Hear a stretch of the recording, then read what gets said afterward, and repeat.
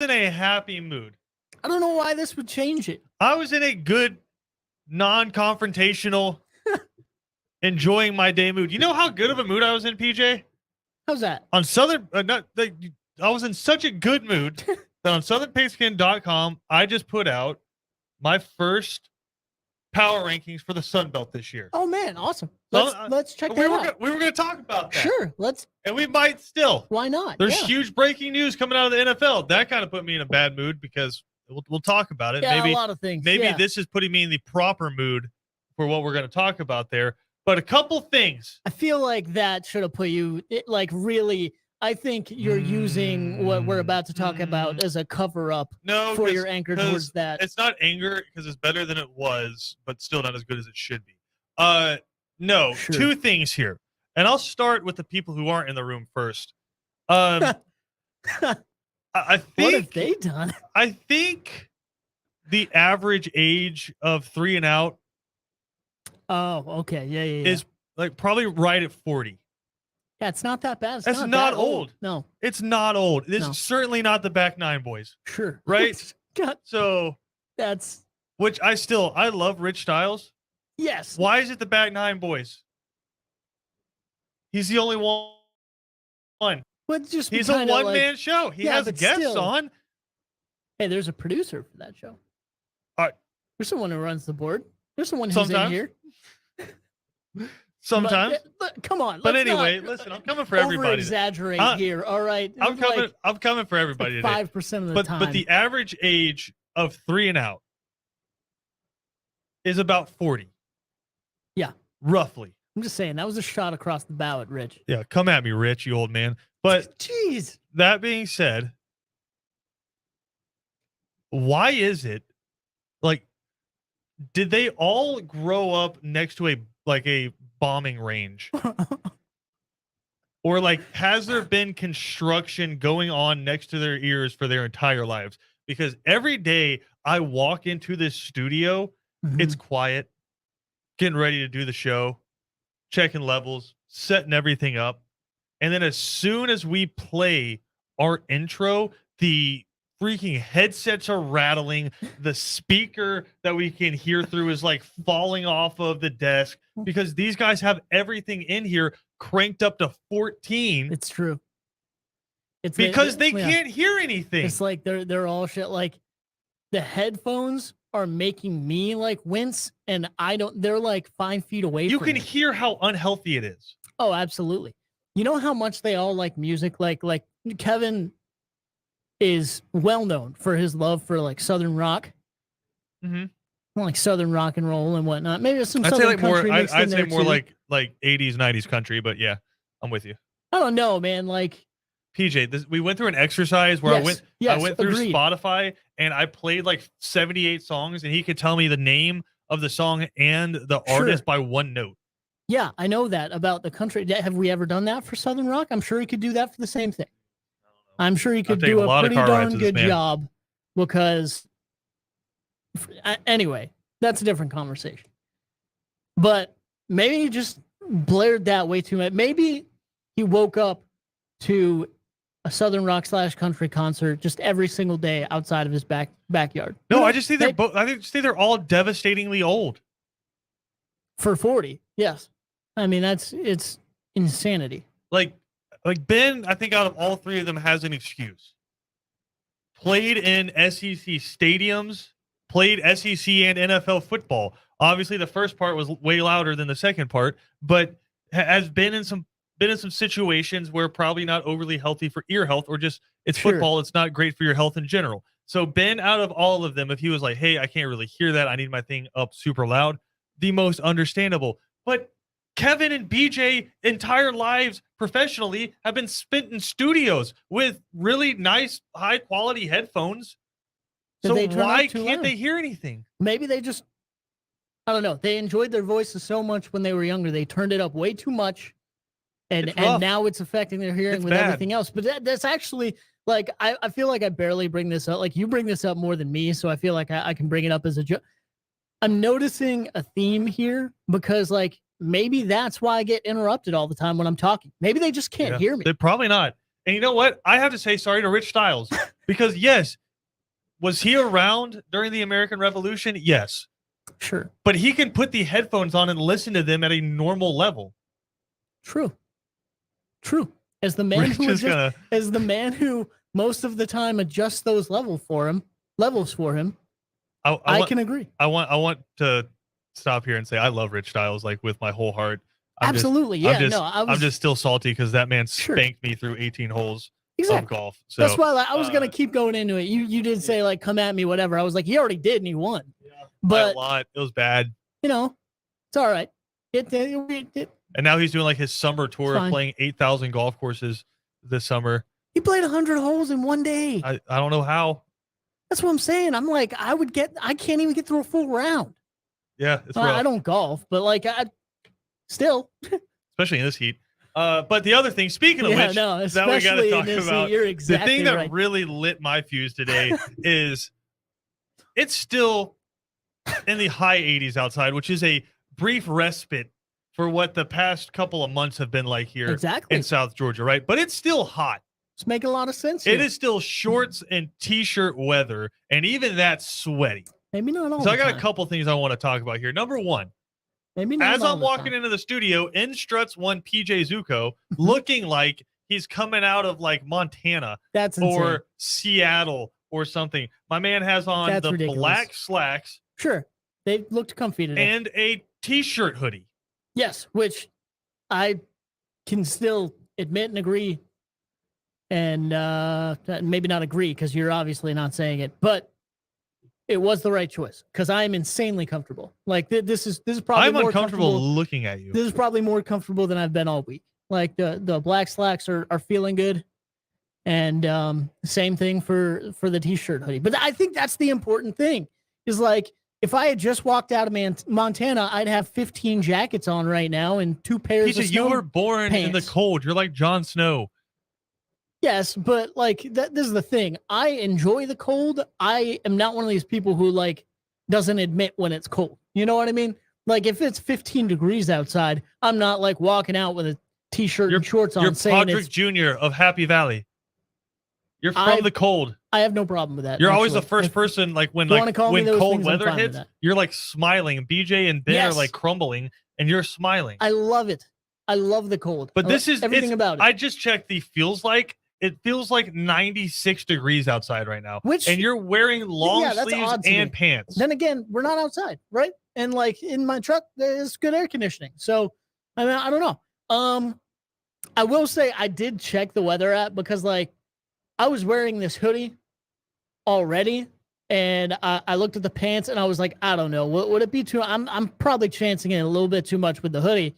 And then like this is how you know you're getting to the end of not even the end really. I mean, we still have a couple months left, but this is how you know you're right in the thick of like South Georgia heat for the 8 months that you have it. You're over here falling for fake fall, brother. Checked. No, God, I'm not. And this is not fake fall. It's one day.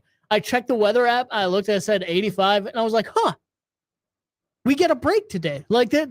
Interesting. Like this is actually, it's more chilly of the day than normal. This is, if there's going to be any day, I don't know if anyone does this, but like, especially down here, hashtag down here, especially when living down here, I like check the weather app and it's like 88, 89, 90, 90, 90, 91. And I'm like, all right, well, if I'm going to wear something that's a little bit more warm, it's better to do it on a day that's 88 than 91. So like, great. I checked it today. I was like, what? 85? Okay, I'm fine. I have full disclosure, I have a t-shirt in my bag. Yep, and you know. If it gets too bad, I'm going to change it in the t-shirt. But like I think it's acceptable. I've been pretty surprised with how comfortable I've been. The optimal outfit in South Georgia during these 6 months is t-shirt, shorts. Sometimes you get bored with that. But that's all I'm saying. It's the optimal outfit. It's the agreed. I am the most comfortable in this. I will say there's a caveat to where you can skew, like go short sleeve top with pants, or you can go long sleeve top with shorts. Which is what I normally do. It does take a certain kind of dude to pull that off. But like I'm putting that out there. If you do both, you either better be going to church, court, or a wedding, or all three at the same time. But that being said, you can't do that. I wanted to ask you. I can see where today, like this could be 2 of the 3. Okay, it is raining. I want to ask you this though: when you do start sweating in this smoldering heat, where's the first place it starts? Because I can tell you where it is for me. Oh man! Like when do you first initially realize, as you're finding dampness somewhere, that you are beginning to sweat? Well, like, yeah. It's interesting because like you feel it in certain places, but I will say normally, especially if I'm sitting, it's my back. Interesting. Like you feel that drip down the back, and it's like it's odd. Then again, this is very odd. Maybe I don't know if it's odd or not, but if I'm just like sitting in heat and whatever, actually my arms. Okay. Like especially if I'm wearing a t-shirt. Yeah. Like the exposed. Like the forearm normally will just all of a sudden be a little damp, and I'm like, oh, this is bad. I don't know if I'm used to the back sweat, maybe. Yeah. But I know I'm hot. Yeah. When I feel the top of the belly sweat. Yeah, that's bad. That's as bad. soon as you feel just that little ring, like just below your sternum. Sure. And it's just about 6 inches in width. Yeah. And you feel that, you're like, uh-oh. Yeah. And it's like a little hot here. Time to find a fan. No matter like how skinny you are, like it's always going to be there. Yep. Like that's shirt starts clinging. Sure. To the worst part that you don't want it to cling to. You're like, come on, man. Yeah. Don't do this. Not to me. Right? Not right now. The belly sweat is numero uno. Very prevalent. But PJ Zuko on Heat Stroke watch throughout the day. I got water in my bag too, so we'll see how it goes. Throughout the day. We do have news out of the NFL. Deshaun Watson, I'm sure everyone's been talking about it. The Deshaun Watson appeal and settlement has come down. They've settled on 11-game suspension for Deshaun Watson. He will be coming back against his former team, the Houston Texans. I'm not going to. PJ's welcome to. I'm never going to stop anybody from doing anything. I'm not going to look at how this affects the Cleveland Browns season or anything like that. The biggest takeaway I have from this is you've now had 2 independent arbiters say that this guy did something wrong, and both of them say it was non-violent sexual assault. And the Cleveland Browns are still perfectly fine having them be their quarterback. Sure. Yep. And Kevin Stefanski's up there saying, listen, we're going to allow him to practice with us if he wants to. He's not going to play in the rest of the preseason games, but we'll get him back in 11 weeks. Yep. So I will let you do with that what you will. 2 different independent arbiters at this point have now said, yes, he at least did some of what he is accused of, and have suspended him for 11 games. You don't get suspended for doing nothing. True. And again, this is out of Roger Goodell's hands. These are independent judges and arbiters that are coming in and making these decisions and doing their own investigations, and both of them have now determined that he did something wrong. And we're still just perfectly fine with him playing. So that's where I'm at. Yeah, no, it's hard to wrap your head around if you even want to try to. And yeah, it's crazy to me. There's a lot of different things, right? Sure, like you said, 2 different independent arbiters have come to this conclusion, and sure, the suspension was raised a little bit, was almost doubled. But still doesn't even last a full season. But at the same time, it's like how it's hard to imagine or I guess kind of come up with a set number of games, like how much is too much, how little is too little, other than just maybe just not having this guy in the NFL or not having people in the NFL and period who do these things. But sadly, if a team, I don't know, man. If a team wants someone, they're going to get them. So that it is what it is there.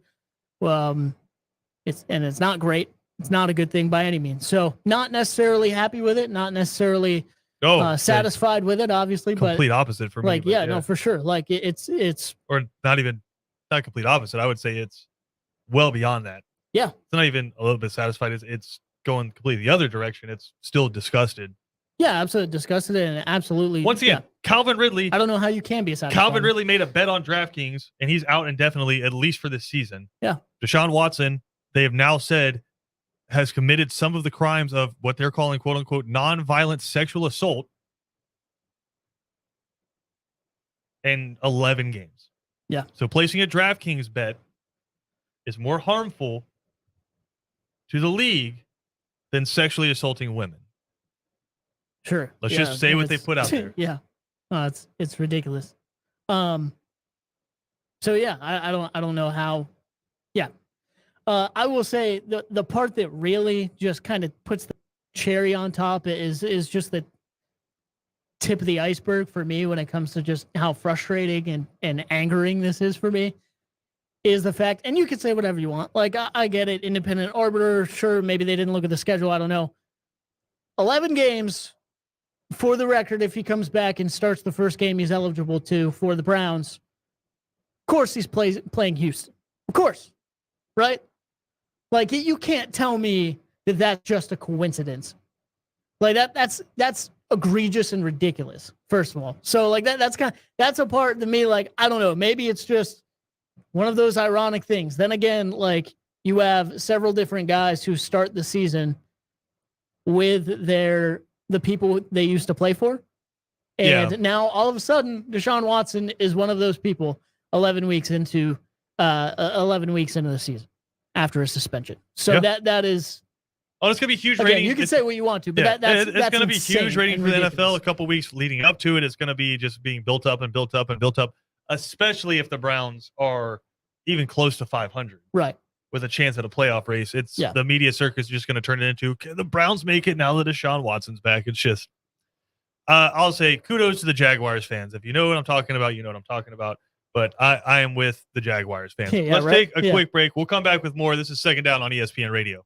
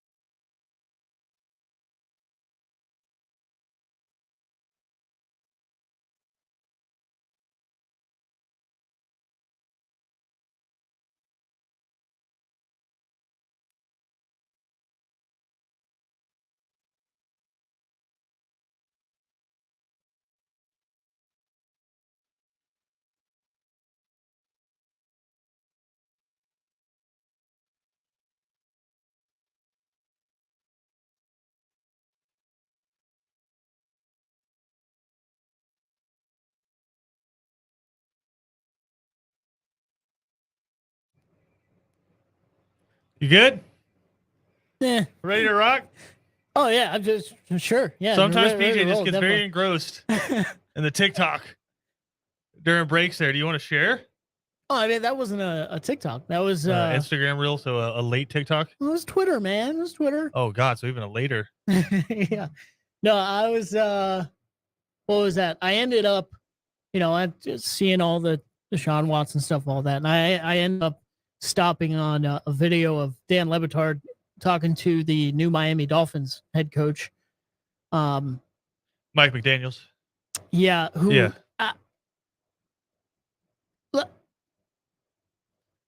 Like what?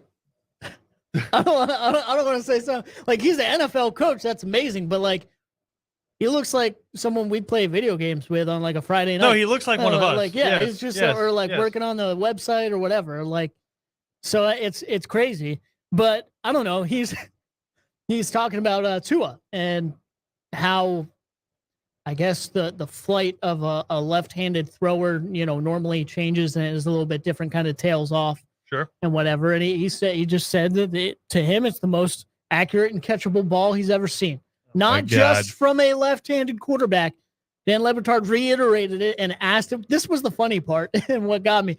Like, Dan Le Batard asked him, wait, the most catchable and accurate ball you've ever seen is from Tua? And he literally, it's not just the coach that like, yeah, of course. So what? He literally stops and thinks for like 10 seconds. It's like he's evaluating every football he's ever seen fly through the air and yeah, pretty much. Yeah. I'm like, what are you doing? Just, if you're sure of it, just say yes. If you're not, like, what is, okay. Well, I'm looking back through. So like, let's just go under the hypothesis that like the only balls that he has seen live are quarterbacks that he's coached in the past. Sure. So he was 2005. He was a coaching intern with the Denver Broncos to start his career. 2005, he was a coaching intern. Is that maybe like Jake Plummer? Broncos? Yeah. So I could see Tua perhaps throwing a more catchable ball. Either Plummer or like very early Jay Cutler. He was an offensive assistant with the Texans 2006 to 2008. So that would be Carr. That's David Carr. Yeah. And like he had a good ball, but I could see how Tua's theoretically would be better. After that, he was with the California Redwoods and Sacramento Mountain Lions. I certainly hope Tua throws a better ball than that. 2011 to 2012, offensive assistant with the Washington football team. Would that be, is that Alex Smith? 2011, or he's with the 49ers at that point. I think he was with the 49ers. Whoever was before. Is that Jason Campbell? RG3. That might be Jason Campbell. Yeah. But Jason Campbell's hard to keep up with. He was, After that, he was with the Cleveland Browns in 2014. Who knows? That's like Johnny Manziel era. Yeah, but it could be any of like 6 quarterbacks at that. It could have been Johnny Manziel. It could have been Brian Hoyer.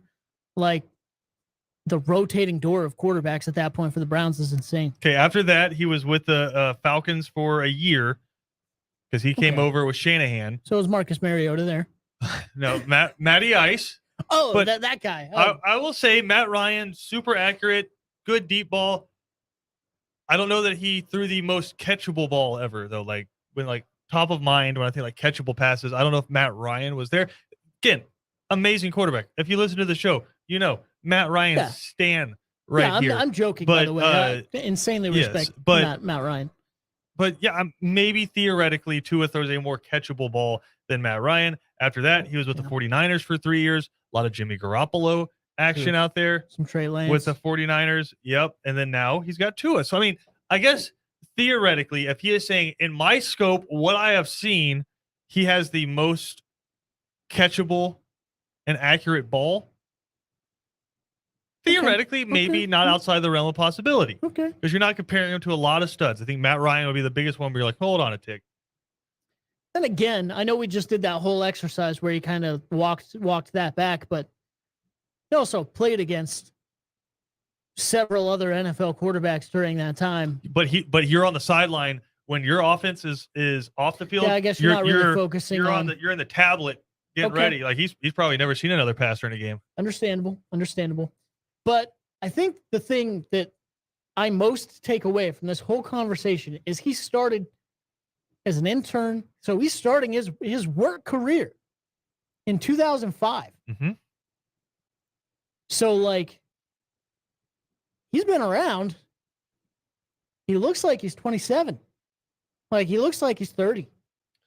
So, I mean, hey, maybe he is 39 years old. He's aging pretty well. Played wide receiver at Yale. Yeah, good for him. Back in the day. Yeah, back in the day. So now I want to know who does throw the most catchable football. Like, top of mind, Tom Brady. This is my thing, though. As we keep talking about this, my mind keeps going back to accurate. You can put a a visual look at that, right? But like accurate and catchable, are those not kind of the same thing? Okay, so let's do this. Let's dive down this rabbit hole. Yeah. So I don't know if you got to watch any of the Jaguars game, preseason game. I tried not to. It was actually no. It was pretty dang entertaining watching that first team unit get out there. But Trevor Lawrence in that game, he was ready to rock. Came out throwing the ball 1,000 miles an hour. It was accurate as hell, and it was where it needed to be. But it was Jacob deGrom fastball. And so when you say catchable ball, think about you're the quarterback, you're in the shotgun, you got 3 receivers to your right, 1 wide receiver to the left, your running backs to your left. The play that you're going to see 50% of the time out of that is trying to get the ball to the back in the flat, right? And the Jaguars have added that because Travis Etienne is back. He's a great pass catcher. It's the Alvin Kamara play, right? Sure. You got everybody focusing on the 3 wide to the right. You have the guy on the left kind of running a semi-go route, but kind of running slow so you can block the corner when the running back catches it. And then from that point, you're thinking, can my running back get leverage on the outside linebacker or the safety who's with them? And can my quarterback get him the ball? Trevor Lawrence was like, there's the target, ball. And it's just zoom right on him. But as you're a running back running away from your quarterback, looking back over your left shoulder, trying to catch that pass, if it's coming 1,000,000 miles an hour, that's a really tough catch to make. It's already a really tough catch. Instead, what you can do is so that's accurate, right? Yeah. Accurate and catchable is I'm the quarterback. I look off to the right, kind of peel the free safety off, and then I come back to the left and deliver a touch, accurate, on-time ball that my running back can just have kind of fall into his hands, and then he can put a foot in the ground and make a move up the field. So it's about, yes, being accurate and hitting the quarterback or hitting the receiver in the hands, but catchable means you're actually giving them a chance, and it's a ball that's not like a jugs machine turned up to 14. Sure. Yeah. So when he says that, when he says catchable, that's what he means. So quarterbacks I think of automatically are, again, Tom Brady, because he's amazing at everything. Yeah. But think back to the Super Bowl against the Seahawks when they kicked Gronkowski out to the right by himself, and you had KJ Wright on him, and he just threw that floater pass. Accurate, on time, and super catchable for Gronkowski on the outside. So Tom Brady's probably the best to ever do it. I'd say Joe Montana is certainly up there in terms of catchable. But if you need like a good example that's not just all-time great, I'd say Russell Wilson throws a super catchable ball. Is it super catchable for defensive backs every now and then? Yes. Sure. Yeah. But it's drop it in a bucket. It's never 1,000,000,000 miles an hour, and it's just always on time. Okay. So that's my spiel on catchable versus accurate. No, I mean that makes sense. That makes sense, certainly. I kind of like chuckled in the middle of that because I played a version of football a little while ago. Let's go. And I threw around some. And what is funny is I just kind of called back to that because I really like throwing like fades and things like that, like the soft touch. Sure. Those are always really fun to throw. But there were certain throws where, you just needed to zip it in there as fast as possible. And I would always get complained to like, hey, you're throwing it too hard. Or like, why'd you drop that? You threw it too hard, blah, blah, blah. And I was like, I needed to get it in there as soon as possible. Were your hands on it? Yeah. Well, then you should have caught it. We shouldn't have thrown it. And you and I both know that's baloney. So like, yeah, exactly. So I'm like, I kind of called back to that. And I was like, oh, so catchable is just like,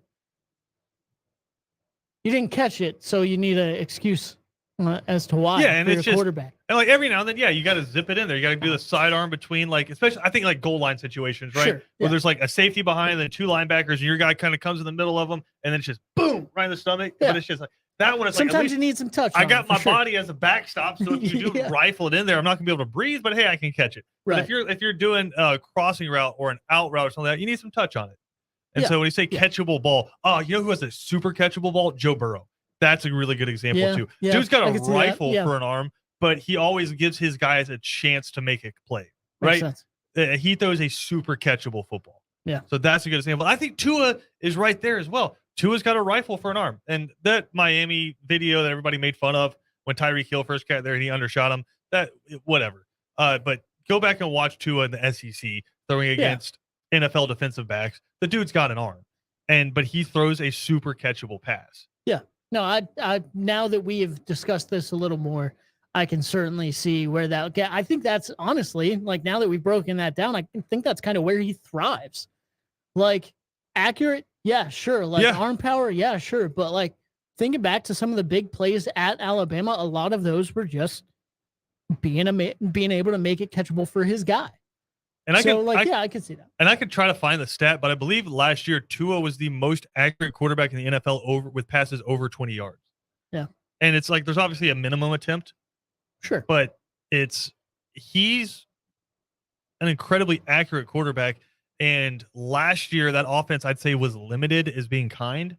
There wasn't a whole lot of identity. Yeah. I'm excited to see him because not just because it's Mike McDaniel, but it's Mike McDaniel comes from the Kyle Shanahan system, and the Kyle Shanahan system takes okay quarterbacks and turns them excellent. Mm-hmm. And it takes excellent quarterbacks and turns them elite MVP, like we saw with Matt Ryan. Yeah. So if he can do that for Tua, and you have Tyreek Hill and Waddle and Raheem Mostert on that offense, and who's the tight end? Mike Gesicki. Gesicki. Thank you. Well, you have Goad and Gesicki, and there's a lot of weird tight end names, but Gesicki, he's the perfect NFL brand inline tight end, right? And then that front seven was one of the best in the NFL last year, and they pretty much got everybody back and added some stuff to it. So Miami could be a fun team to watch, but I know you chuckle because it's hyperbolic, and then you have, I don't know if you saw Tyreek Hill on his podcast where he was talking about Tua.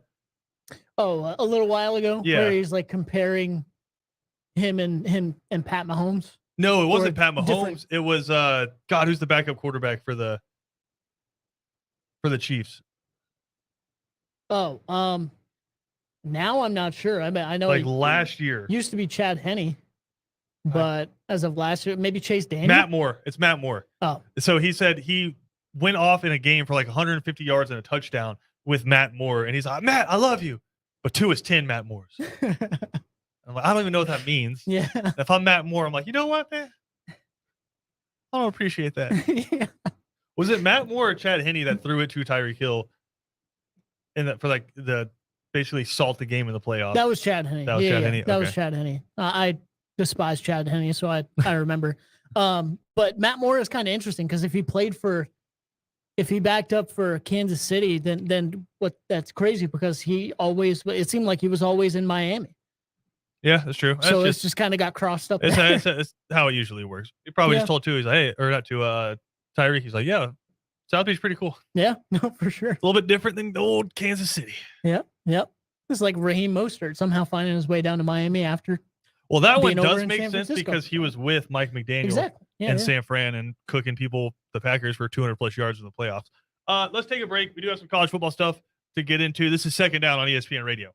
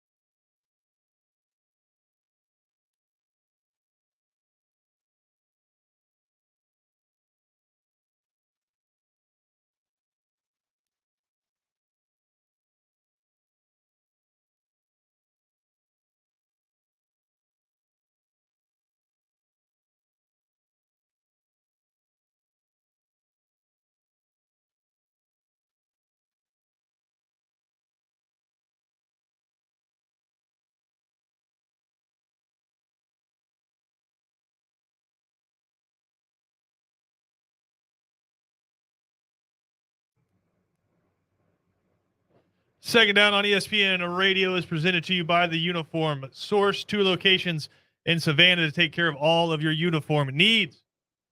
PJ, something else made me mad today. Oh, really? I'm just airing grievances. We're not even done yet, huh? Right. You see what CBS put out? Oh, yeah. Yeah. Don't say it excitedly. No, I mean, I'm Big not 10. even really like, I just cursed. honestly had I almost completely, cursed. You honestly, Big 10 B word. sure. And I'm not that. I'm simply a Penn State fan, but no, I did see that. And Should we fill the weird as people this in sounds, to what like, it is? It made my stomach curdle almost as much as yours, but Okay. I'm sure not as much. All right, so let's fill the people in to what we're talking about. So the Big Ten just finalized their $7 billion deal Sure. for their future broadcasting rights with Fox, NBC, and CBS. Now, there's a whole lot to get into there, and we can maybe tomorrow in terms of just breaking it down. But basically, the different, I guess, affiliates will get the Big Ten championship games throughout the years, just kind of rotating that between them, kind of like what the NFL does with the Super Bowl. And there's a bunch of different primetime slots, yada, yada, yada, right? What's disgusting is CBS, when they still have 2 years of the SEC. Yeah. 2 years. They have this year and they have primetime 3:30 next year with the SEC. Coming out and putting the song that everyone associates with 3:30 SEC football and overlaying it with Big Ten highlights. Yeah. It's disgusting. It was gross. Relatively quick and surprising, I think, for a lot of people. I'm infuriated. Yeah, as you should be, I think. I mean, like that was abrupt, I think is a good word to use there. But you know what it's doing? This country is already divided. It's dividing it more. You know why? Because there's a lot of people who before today didn't care about Purdue or Maryland or Indiana, right? They live in Tennessee or Missouri or Arkansas, and they just go about their lives happily, ignorantly, unaware of Indiana and Purdue's existence. Yeah. Right? And then they get on Twitter today and they see CBS with the song that they know and love showing Purdue highlights. Yeah. And Maryland highlights. Minnesota highlights. And you know what? Now there's people all over the South who didn't care before today who hate those schools. Sure.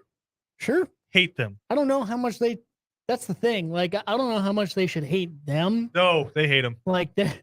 Because I've already seen the comments like, wow, they're really going from LSU, Auburn to Indiana, Purdue. Well, I mean, that's the thing is like, it's crazy. Like the misplaced anger, I don't know, is silly, but, no, I don't know. It's kind of crazy and very, like I said, I mean, I tweeted this a little bit ago, like, and I think when we initially talked about it, it's just, it feels so wrong on every level, on every angle. Like, I don't know a Big Ten fan that watched that and said, and maybe tweet me if I'm completely off base here.